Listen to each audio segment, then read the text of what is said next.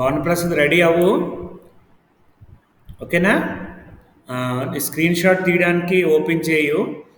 Open చేసి నీ పేరు టాపిక్ మ్, చెప్పేసి క్లోజ్ చేసేసి నువ్వు స్క్రీన్ క్లోజ్ చేసేసి కెమెరా నువ్వు స్టార్ట్ చేసుకో. ఓకేనా? Okay sir. నెక్స్ట్ ఎవరు చెప్తున్నారు చెప్పండి. మస్తాన్ మస్తాన్ సాహెబ్, నేను చెప్పాను కదా మీకు. తర్వాత అప్పలరాజు చెప్పలేదు, చాలామంది చెప్పలేదు, చెప్పిన నలుగురు ఐదుగురు చెప్పారు అంతే. మీకు నిన్నే చెప్పాను క్లియర్గా, అంతా చాలాసేపు చెప్పాను విషయం. సరే, ఓకేనా? స్టార్ట్ చేసే.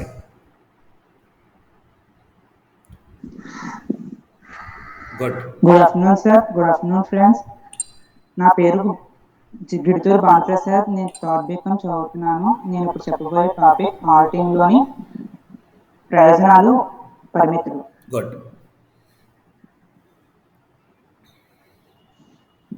ఆడిటింగ్ అర్థం వ్యాపార సంస్థ ఖాతా పుస్తకాలలో వ్యవహారాలను నిష్పక్షపాతంగా, శాస్త్రీయంగా పరిశీలించి తప్పులను ఎత్తిచూపే శోధనా కార్యక్రమాన్ని ఆడిటింగ్ అని చెప్పవచ్చు. అదేవిధంగా ఆడిటింగ్ యొక్క ప్రయోజనాలు తెలుసుకునే ముందు ఆడిటింగ్ యొక్క చరిత్రను తెలుసుకుందాం. అదేవిధంగా ఆడిటింగ్ అడెర్ అనేది లాటిన్ భాష నుండి రావడం జరిగింది. లాటిన్ భాషలో అడెర్ అంటే వినుట అని అర్థం. అయితే ఈ యొక్క ఆడిటింగ్ ని చూసుకుంటే 1494లో ఇటలీలోని గణిత శాస్త్రవేత్త అయినటువంటి లోకా పెసిలియో అనేటువంటి తన రాసినటువంటి గ్రంథంలో ఆడిట్ సూత్రాలను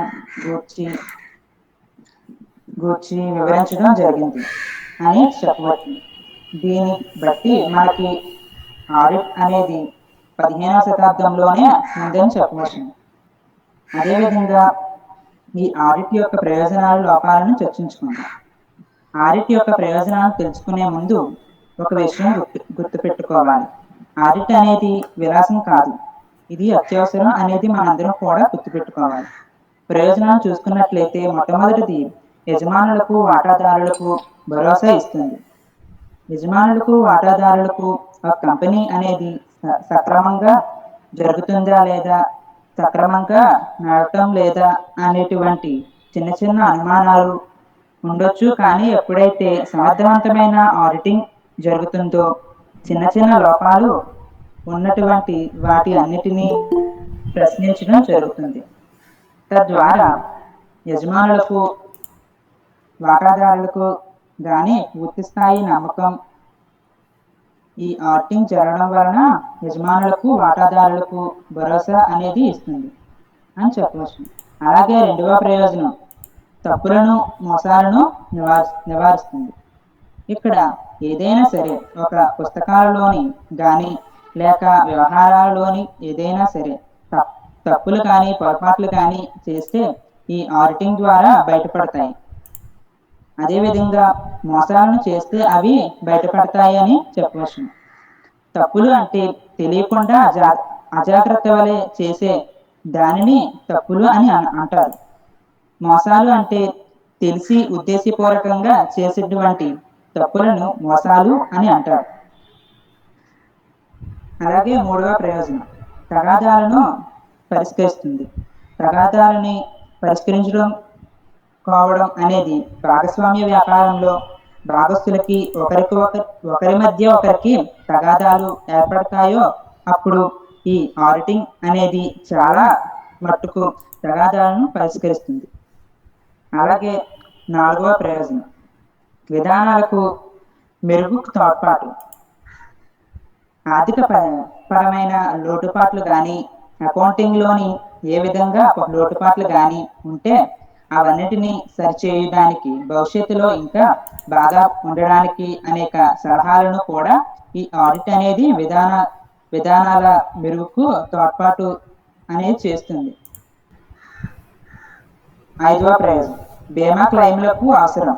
ఏదైనా సముద్ర బీమా కానీ అగ్ని ప్రమాద నష్టం సంభవించింది అనుకోండి, దానివల్ల జరిగే నష్టపరిహారానికి సంబంధించి బీమా కానీ ఇటువంటి క్లెయిమ్లు అన్నిటికీ కూడా ఎప్పుడైతే ఆడిట్ చేయబడి ఉంటుందో వారు వెంటనే ఈ క్లెయిమ్లు ఇవ్వడం జరుగుతుంది. లేదు అంటే ఆడిటింగ్ చేయకుండా ఉంటే వాళ్ళు క్లెయిమ్లు ఇవ్వడానికి వెనకపడతారు అని చెప్పవచ్చు. వారు నష్టపరిహారాన్ని చెల్లించడానికి ఈ బీమా సంస్థలు వెనకపడతాయి. కాబట్టి సమర్థవంతమైన ఆడిటింగ్ జరిగినటువంటి సంస్థలకి ఇటువంటి బీమా క్లెయిమ్లు సులభంగా రావడానికి ఆస్కారం ఉందని చెప్పవచ్చు. 6వ ప్రయోజనం, ప్రజా విశ్వాసాన్ని పొందవచ్చు. ఎప్పుడైతే సక్రమంగా ఆడిట్ అనేది జరుగుతుందో ఈ యొక్క ప్రజలకి ఆ సంస్థ పట్ల నమ్మకం అనేది, భరోసా అన్నది పెరుగుతుంది. తద్వారా భవిష్యత్తులో ఆ యొక్క సంస్థలో పెట్టుబడి పెట్టడానికి, అంటే షేర్లు కొనటం ద్వారా పెట్టుబడి పెట్టడానికి ప్రజలు ముందుకు వస్తారు. అంతేకాకుండా సంస్థ యొక్క గుడ్విల్ కూడా పెరగడం అన్నది జరుగుతుంది. 7వ ప్రయోజనం, సిబ్బంది అజాగ్రత్తగా వ్యవహరిస్తారు.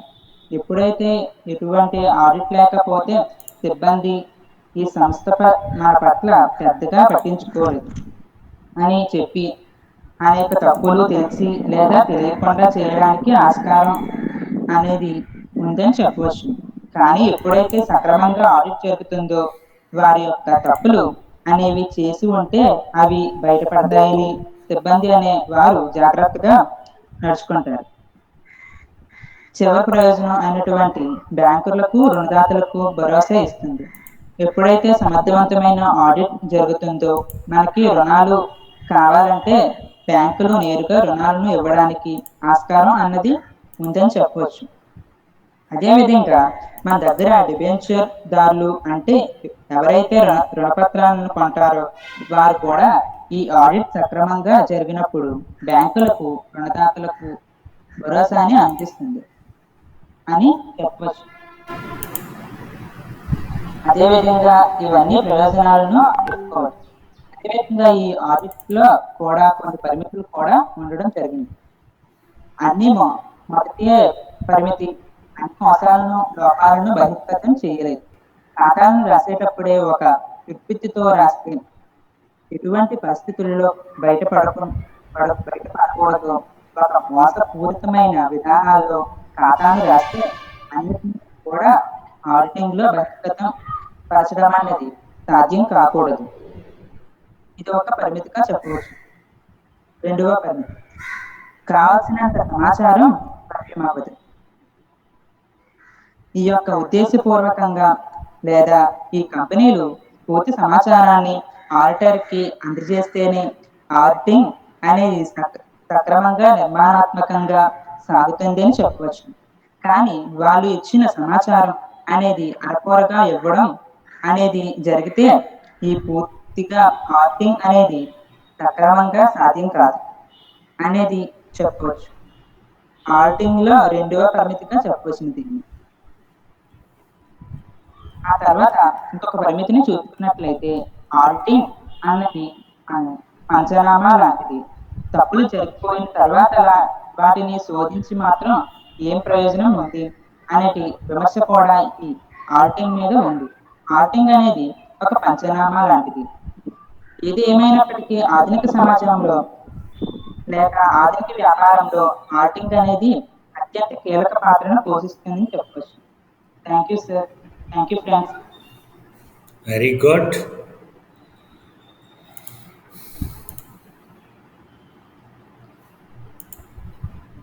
నెక్స్ట్ ఎవరున్నారమ్మా? ఇంకా సాయిలక్ష్మి చెప్పలేదు. ఎవరో చెప్తా అన్నారు ఈరోజు. ఇంకెవరు? రామలక్ష్మి కూడా ఈరోజు చెప్తా అన్నది. ఏమా రామలక్ష్మి చెప్తున్నావా లేదా?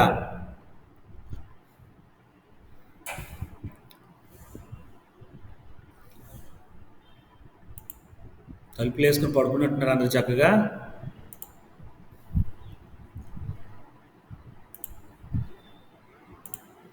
ఓకే,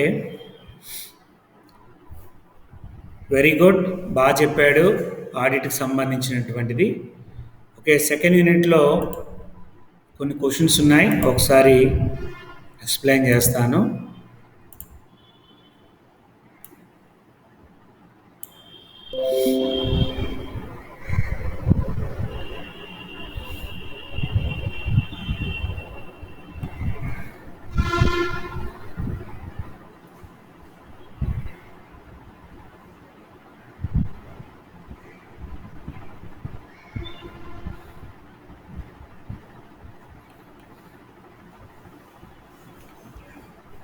ఓకే, ఆడిటర్ యొక్క యోగ్యతలు అంటే qualification of company auditors, section 228. Auditor యొక్క యోగ్యతలు ఏంటి, క్వాలిఫికేషన్స్ అంటే ఏం చదవాలి, ఆడిటర్ అనేవాడు ఎలా ఉండాలి.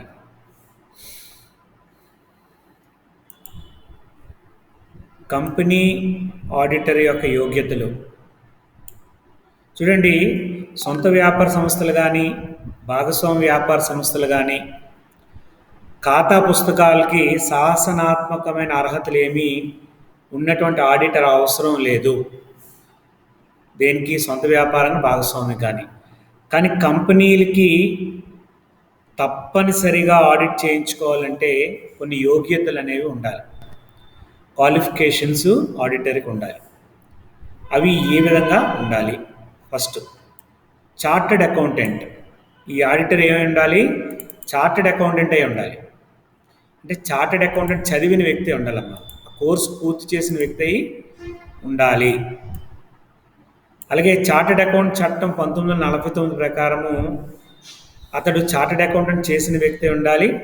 అలాగే సెక్షన్ 226(1) ప్రకారము చార్టర్డ్ అకౌంటెంట్ ఇన్స్టిట్యూట్లోని సభ్యులైనా సరే ఆడిటింగ్ చేయొచ్చు. ఇది వాళ్ళకు ఉన్నటువంటి క్వాలిఫికేషన్. రెండోది, రిస్ట్రిక్టెడ్ ఆడిటర్ సర్టిఫికేట్ అంటాం. ఏంటి రిస్ట్రిక్టెడ్ ఆడిటర్ సర్టిఫికేట్ అంటే ఈ యొక్క 1956 చట్టం ప్రకారము restricted auditor certificate part B rule 1956 ప్రకారము తప్పనిసరిగా చార్టెడ్ అకౌంట్ చేసినప్పటికీ కూడా ఆడిట్ అనేది చెయ్యాలని ఏమీ రూల్ లేదు. ఒకవేళ ఆడిట్ మనం చేద్దాం అనుకుంటే తప్పనిసరిగా రిస్ట్రిక్టెడ్ ఆడిటర్ సర్టిఫికేట్ అనేది తప్పనిసరిగా పొందాలి. ఇది పొందాలంటే తప్పనిసరిగా వాడు చార్టెడ్ అకౌంటెంట్ చేసే వ్యక్తి ఉండాలి. అలాగే వేరే వ్యక్తుల ద్వారా ప్రాక్టీస్ చేసిన వ్యక్తే ఉండాలి, అర్హత కలిగిన వ్యక్తే ఉండాలి. ఓకే, కాబట్టి ఈ సర్టిఫికేట్ అఫీషియల్ గజెట్లో ప్రకటించవచ్చు. అఫీషియల్ గజెట్ అంటే ఒక బుక్ ఉంటుంది, అందులో తప్పనిసరిగా సర్టిఫికేట్ ప్రకటిస్తారు. ఇది రెండు వాడు ఉన్నటువంటి యోగ్యతలు కంపల్సరీగా ఉండాల్సినటువంటివి. రెండు, ఆడిటర్ యొక్క అయోగ్యతలు, డిస్క్వాలిఫికేషన్. అంటే ఈ ఆడిటర్ కింద పనికిరాడు అని ఏ సందర్భాల్లో మనం చెప్పగలం? ఏ సందర్భాల్లో మనం ఈ ఆడిటర్ కింద పని చేయడు అని చెప్పాలి అనుకుంటే తప్పనిసరిగా మనం ఈ యొక్క అయోగ్యతలు అనేవి తెలుసుకోవాలి. ఈ అయోగ్యతలు అనేవి మనం తెలుసుకుంటే తప్పనిసరిగా వాడిని మనం డిస్క్వాలిఫికేషన్ చేయొచ్చు. ఆడిటర్ కింద నువ్వు పనికిరావు అని మనం వాడి డిస్క్వాలిఫికేషన్ చేయొచ్చు. ఏంటి? ఫస్ట్, సెక్షన్ 226 సబ్సెక్షన్ 3 ప్రకారము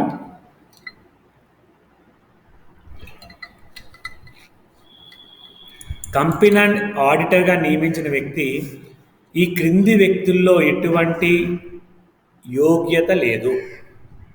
ఓకే, ఒకటి, కార్పొరేట్ సంస్థలో కానీ నమోదైన సంస్థల్లో కానీ ఆడిటర్గా నియమించకూడదు ఆ వ్యక్తిని. ఫస్ట్. రెండు, ఒక కంపెనీలో పనిచేస్తున్న ఆఫీసర్ లేదా ఉద్యోగి అయి ఉండకూడదు. మూడు, కంపెనీలో పనిచేస్తున్న ఆఫీసర్ ఉద్యోగి యొక్క భాగస్థుడు లేదా అతనితో ఉద్యోగం ఉన్న వ్యక్తి కూడా ఉండకూడదు.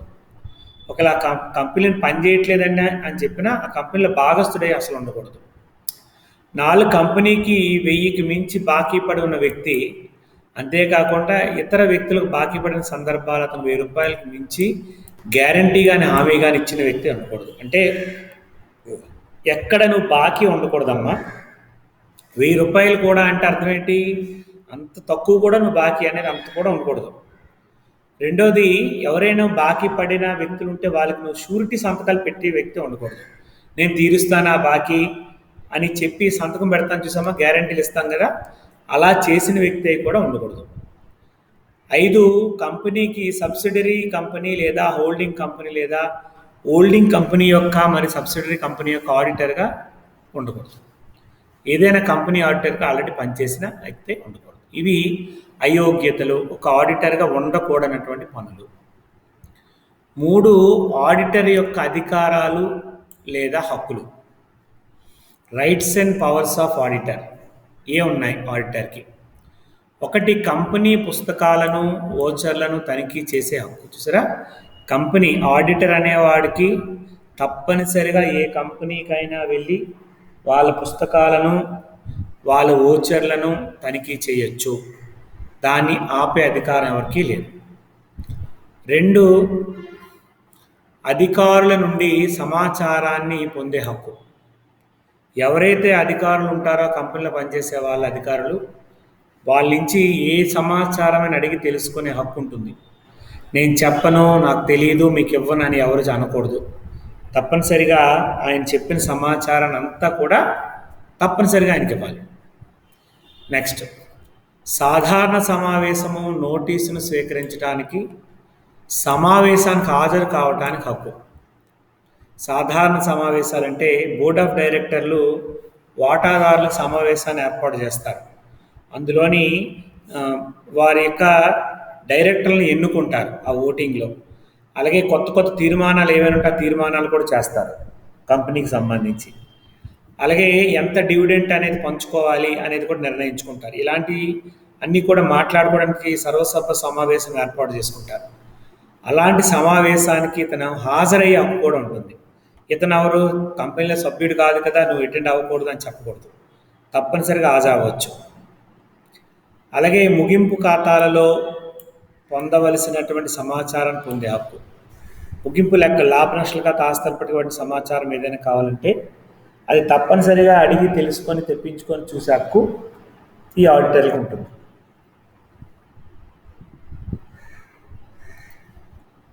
నెక్స్ట్, బ్రాంచ్ కార్యాలయాలను సందర్శించే హక్కు. మనకి హెడ్ ఆఫీస్లోని తనిఖీ జరుగుతుంది. దానికి సంబంధించిన బ్రాంచ్లు వివిధ చిన్న చిన్న పట్టణాల్లో ఉన్నాయి. కాబట్టి ఆడిట్ ఇక్కడ అవ్వట్లేదు కదా, ఇక్కడ మీరు తనిఖీ చేయడానికి రావడానికి అవకాశం లేదు, మీరు అక్కడికే వెళ్ళండి అని చెప్పే హక్కు ఎవరికి లేదు. కానీ ఏ బ్రాంచ్కైనా ఎప్పుడైనా వెళ్ళి లెక్కలు అడిగే అవకాశం, చూసే అవకాశం అనేది అతనికి ఉంటుంది. అలాగే ప్రతిఫలం పొందే హక్కు. తాను ఆడిటర్గా పనిచేసినందుకు కొంత కంపెనీ నుంచి ప్రతిఫలాన్ని పొందే హక్కు ఉంటుంది. నువ్వు అన్నీ చెక్ చేసావు కదా, నీకు డబ్బులు ఇవ్వాలి అవసరం లేదు కదా అని అనకూడదు. తప్పనిసరిగా వాడికి ఫీజు అనేది లేదా వాడికి ప్రతిఫలం అనేది ఆ కంపెనీ తప్పనిసరిగా ఆయనకు ఇవ్వాలి. ఆడిటర్ రిపోర్టు కరెక్ట్గా రాసిన, ఆడిటర్ రిపోర్ట్ అతనికి వ్యతిరేకంగా రాసిన, ఏం చేసినా తప్పనిసరిగా ఆయనకి ఇవ్వాల్సిన ప్రతిఫలం ఆయనకి అందజేయాలి. నెక్స్ట్, ఆడిటర్ రిపోర్టర్ మీద సంతకం చేసే హక్కు. ఆ ఆడిటర్కి తను తయారు చేసుకున్న రిపోర్టుల మీద సంతకం పెట్టుకునే హక్కు కూడా ఉంటుంది. అలాగే మెంబర్ల రిపోర్టు సమర్పించడం. పదవీ కాలంలో ఆడిటర్ తనకున్న ఖాతాలు గుర్తించి ఆస్తి ఇవ్వబడి లాభ నష్టాల ఖాతా గురించి కంపెనీ వాటాదారులకు ఒక నివేదిక ఇస్తారు. అలాంటి నివేదిక మీద ఇతను సంతకం పెట్టి సమర్పించే హక్కు అనేది ఇతనికి ఉంటుంది ఆడిటర్కి. అలాగే నష్టపరిహారం పొందే హక్కు. తను ఏమైనా తన కంపెనీ మీద జరిపినటువంటి సివిల్ క్రిమినల్ చర్యల్లో కోర్టు తీర్పు దానికి అనుకూలంగా ఉన్నట్లయితే వాళ్ళందరూ కోర్టుకు వెళ్ళారు, ఈ ఆడిటర్ మంచోడు కాదు, దొంగ లెక్కలో చేసి మా కంపెనీ పేరు ప్రతిష్టలు పాడు చేశాడు ఇలా అని చెప్పి కంప్లైంట్ పెట్టారు ఎవరో. ఆ కంప్లైంట్లో రుజువు కాకపోతే తప్పనిసరిగా నష్టపరిహారాన్ని పొందే హక్కు ఆడిటర్కి ఉంటుంది. అలాగే డైరెక్టర్లు తప్పుడు స్టేట్మెంట్ను సరిదిద్దే హక్కు. ఈ డైరెక్టర్లు అనేవారు ఇలా రాయకూడదు, ఇలా రాయాలి, ఇది కరెక్టు, ఇలా చేయండి, మా కంపెనీకి పేరు పోతుంది, ఇన్ని లాభాలు ఎక్కువగా చూపించండి అని ఇలా అనేసి అంటే అలా ఆడిటర్ చేయాలని రూల్ ఏమీ లేదు. తప్పనిసరిగా ఆ రాసినటువంటి తప్పులు ఏమైనా ఉంటే దాన్ని సరిదిద్ది ఇది కరెక్ట్ కాదు, ఇది తప్పు, ఇది కరెక్ట్ స్టేట్మెంట్ అని తిరిగి మార్చి చేసే అధికారం కూడా ఈ ఆడిటర్కి ఉంటుంది. నెక్స్ట్, నిపుణుల సలహాలు పొందే హక్కు. ఏవైనా డౌట్స్ తనకు వచ్చినట్లయితే దాని మీద నిపుణులను పిలిచి వాళ్ళ యొక్క సలహాలు పొందే అవకాశం కూడా ఈ ఆడిటర్కి ఉంటుంది. అలాగే ఆడిట్ పనిని ప్రారంభించుటకు నిర్ధారించే హక్కు. ఆడిట్ పని ఎప్పుడు ప్రారంభించాలి, ఏ రోజు పెట్టాలి, ఎప్పుడు పూర్తి చేయాలనేది ఆడిటర్ ఇష్టం మీద ఉంటుంది. అందుకని మనం ఈ 2 రోజుల్లో చేసేయండి, నాకు పని ఉంది వెళ్ళిపోతాను,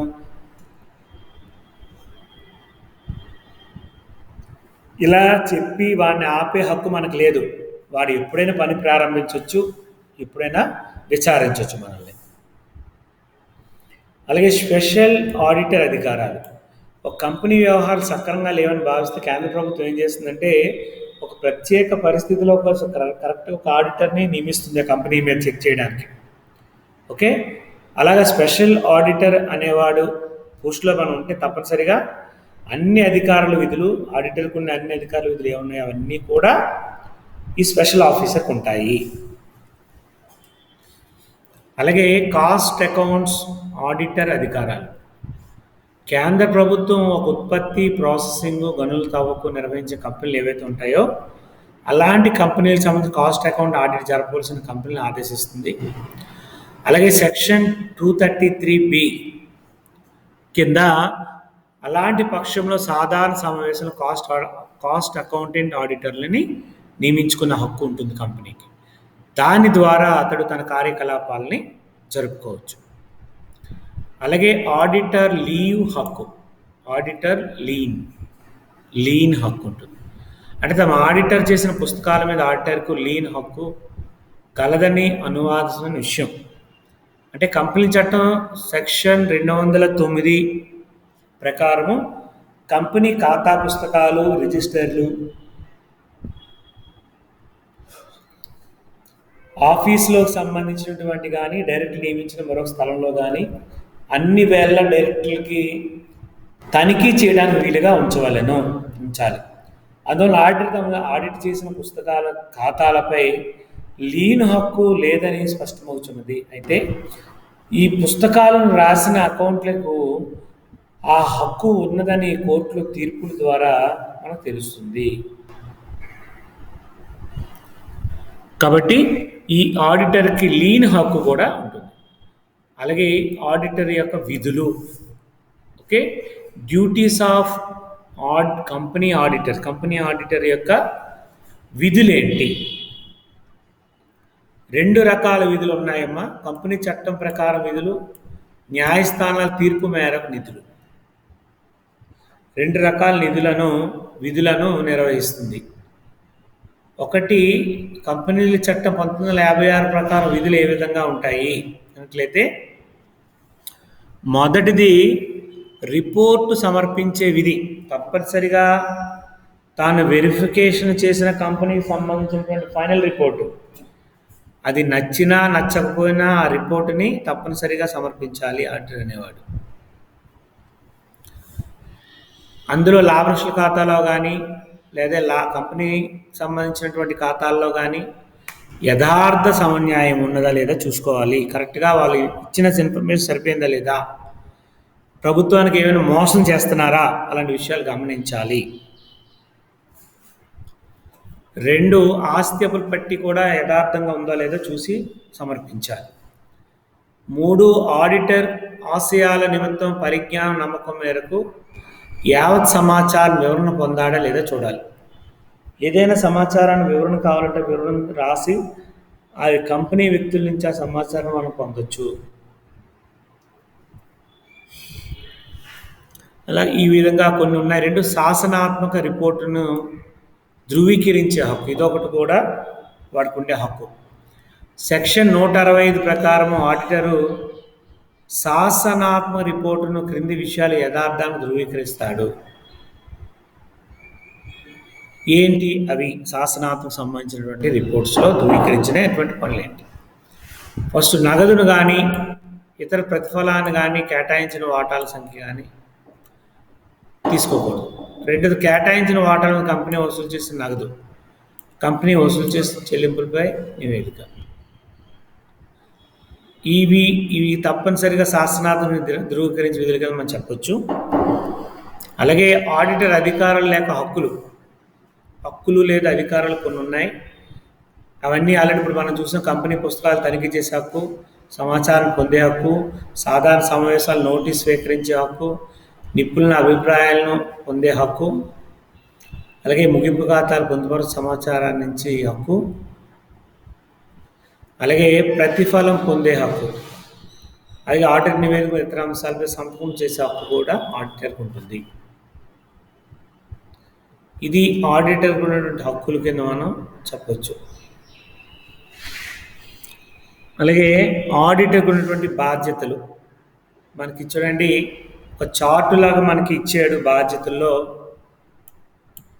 ఒకటి కాంట్రాక్ట్ లేదా కాంట్రాక్ట్ వలన ఉత్పన్నమయ్యే బాధ్యతలు, శాసనాత్మకమైన బాధ్యతలు. కాంట్రాక్ట్ అంటే ఒక ఒప్పందం, నువ్వు ఈ కంపెనీ చెయ్యాలా, చెక్ చేయాలి, నువ్వు తెలుసుకోవాలి, మాకు చెప్పాలి, ఇలాగ ఒక కాంట్రాక్ట్. ఈ సంవత్సరం అంతా లేదా 5 సంవత్సరాలు మీకు సమర్పిస్తున్నాం, చూసుకొని చెక్ చేయండి, ఇది ఒక కాంట్రాక్ట్. ఇది కాంట్రాక్ట్ ఉత్పన్నమైనటువంటి బాధ్యతలు. అప్పటికప్పుడు ఆయన ఆడిటర్ కింద మారి తన కార్యకలాపాలని విస్తృతపరచుకోవచ్చు. రెండోది శాసనాత్మక బాధ్యతలు. ఇప్పుడే శాసనాత్మక బాధ్యతలు చూసాం. సివిల్ బాధ్యతలు, క్రిమినల్ బాధ్యతలు. సివిల్ బాధ్యతలు అంటే జైలు శిక్ష కానీ పెనాల్టీలు కానీ ఏం ఉండకుండా చెప్పే విధానం. క్రిమినల్ బాధ్యతలు అంటే దాని ఎక్కువగా గొడవలు అలాంటి జరిగే బాధ్యతలు, అలాంటి దాన్ని క్రిమినల్ అని చెప్తాము. సివిల్ బాధ్యతలు మరి 2 రకాలు: నిర్లక్ష్యానికి బాధ్యత, అధికార దుర్వినియోగ బాధ్యత. ఈ 2 శాసనాత్మక బాధ్యతలో తప్పించుకునే అవకాశం. క్రిమినల్ బాధ్యతలు చూడండి, 5 ఇచ్చాడు. కంపెనీ చట్టం క్రింద, భారత శిక్షా స్మృతి ప్రకారము, ఆదాయ పన్ను చట్టాల క్రింద, అలాగే భారత చార్టర్డ్ అకౌంటెన్సీ చట్టం క్రింద కొన్ని విధులు ఉన్నాయి. అలాగే బీమా చట్టం క్రింద కూడా కొన్ని విధులు ఉన్నాయి. ఇవి తప్పనిసరిగా ఇవి బాధ్యతల కింద మనం చెప్పొచ్చు, ఉత్పన్నమయ్యే బాధ్యతల కింద మనం చెప్పొచ్చు. అలాగే అంతర్గత తనిఖీ,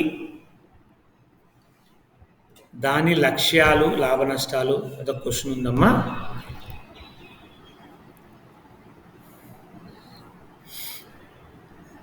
ఇక్కడ మనకి ఆల్రెడీ చెప్పే అంతర్గత ఆడిట్, అంతర్గత తనిఖీ, అంతర్గత నియంత్రణ మధ్య తేడాలు ఇది చూడండి. అంతర్గత ఆడిట్ అంటే ఏంటి, అంతర్గత తనిఖీ అంటే ఏంటి? చెకింగ్. నేను ప్రత్యేకంగా నియమింపబడిన సిబ్బంది ఆడిట్ చేస్తారు. దీనికి ఒక వ్యక్తి చేసిన పనిని సంస్థలో మరొక వ్యక్తి ఆడిట్ చేస్తాడు. గతంలో చేసిన మోసాలు దోషాలు తెలుసుకుంటారు. దోషాల మోసాల పొరపాటు జరగకుండా చూస్తారు. అలాగే రోజువారీ పని కొంత అంతరాయం ఏర్పడుతుంది. రోజువారీ పనికి అంతరాయం లేకుండా తనిఖీలతో ఆటోమేటిక్గా జరిగిపోతుంది. అలాగే అంతర్గత ఆడిట్లో ఉండే సిబ్బంది బదిలీ చేయడం అనేది జరగదు, ట్రాన్స్ఫర్స్ ఏమి ఉండవు. ఈ సిబ్బంది ప్రతి వారానికి ఒక పని నుంచి వేరొక పనికి తరచు మలుతూ ఉంటారు, ఒక దగ్గర ఉండరు. అలాగే ఆర్థిక రికార్డులతో సహా అన్ని రికార్డులను వాస్తవ పరిశీలన చేయడం జరుగుతుంది. అన్ని రికార్డులు వాస్తవంగా ఉన్నాయా లేవా పరీక్షించడం అనేది జరుగుతుంది. తనిఖీలో ఆర్థికపరమైన సమాచారం తనిఖీ చేయడం కంటే సమర్థవంతమైన పనిచేసే విధానాలు ఎక్కువగా ప్రాధాన్యత ఇస్తారు. అలాగే లెక్కలు మరియు తత్సంబంధమైన విషయాలకు సంబంధించి ఉంటుంది అంతర్గత ఆడిట్. తనిఖీ అంటే కేవలం లెక్కలు, ఖాతా పుస్తకాలు మాత్రమే సంబంధించిందే ఉంటుంది. అంతర్గత ఆడిట్లో ఈ శాఖలో పనిచేసేవారు తనిఖీ తప్ప ఇతర ఏ పనైనా చేయగలరు. అలాగే ఈ తనిఖీకంటూ ప్రత్యేక ఏ వ్యక్తి కూడా కేటాయించబడలేదు అనేది వీళ్ళ వాదన కింద మనం చెప్పచ్చు. ఇలాగ కొన్ని దానికి సంబంధించినటువంటి ఆర్థిక పరమైనటువంటి అంతర్గత ఆడిట్, అంతర్గత సంఘ సంబంధించినటువంటి కొన్ని తనిఖీ విధానాలు మనం చూసాం. దీనికి సంబంధించినవి వివరాలు మనకున్నాయి.